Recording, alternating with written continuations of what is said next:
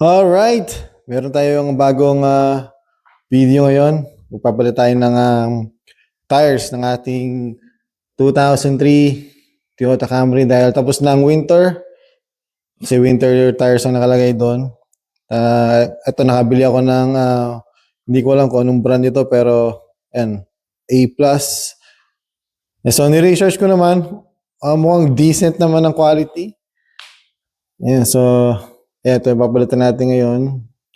Hindi ko alam kung ito ay tatagal, kung ito ay magandang klase. Pero kung nakagamit na kayo nito, comment nyo naman guys kung anong sasabi nyo.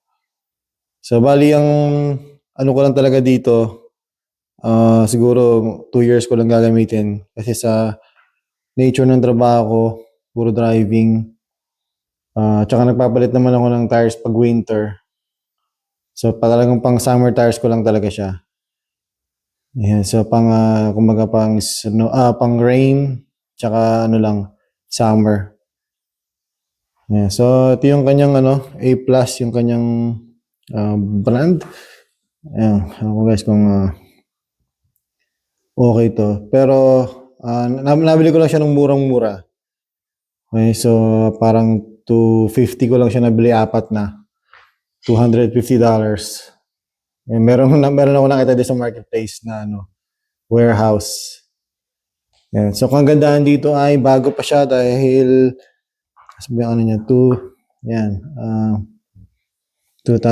siya. 25. Ayan, focus. Yan, anyway, yan 2025 siya. Yan. So, yan, bagong-bago. Ngayon pupunta ako sa pinagpapakabitan ko ng tires. Yeah, so mukhang okay naman guys, mukhang legit naman ang quality. Pakita ko na rin pala sa inyo itong harap. Yan, so ito yung size niya. Ayan, hindi ko alam kung anong mga information dito. So tinitingnan ko lang talaga itong kung bago pa. Tsaka siya made in Vietnam. Yan, so mukhang okay naman. Meron pa isang binibenta sa akin doon, parang yung kalimutan ko yung brand, parang Outlander ba yun, parang gano'n. Pero nung nakita ko to, parang mas okay kasi yung isang brand parang medyo may pagka-plastic ng konti. Pero ito mukhang legit naman ang gulong, mukhang okay naman yung feel, parang rubber na rubber talaga siya. And talagang kumbaga okay naman siya compared dun sa isa. Ayan, so ayan, pumunta na ako sa shop. Papakabit na natin to.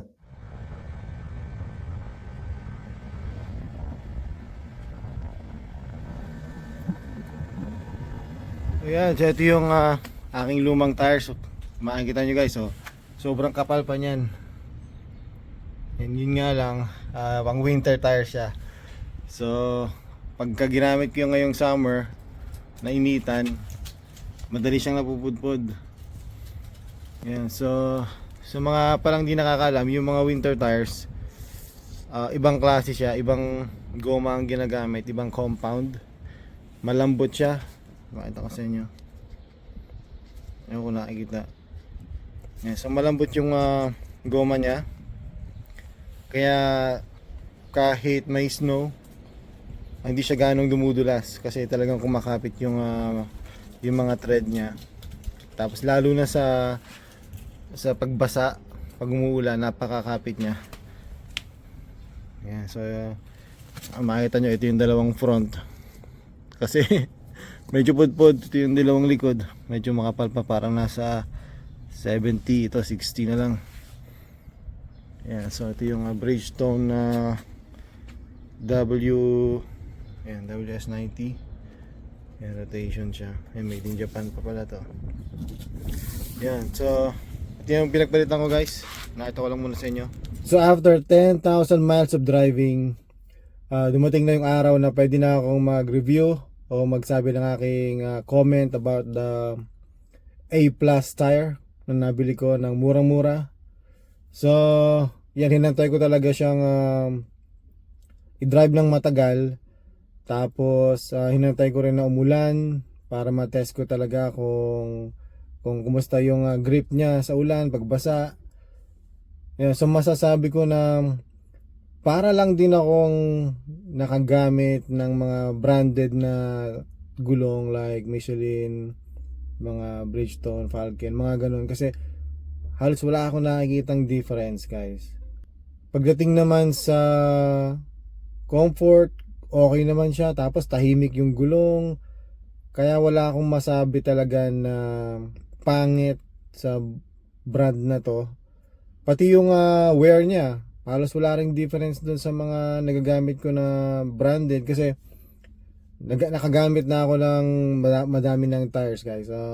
From Michelin, Bridgestone, Falcon, Continental, Pirelli, General. So nakagamit na ako ng mga ganun. Kasi sa nature ng trabaho, talagang drive ng drive.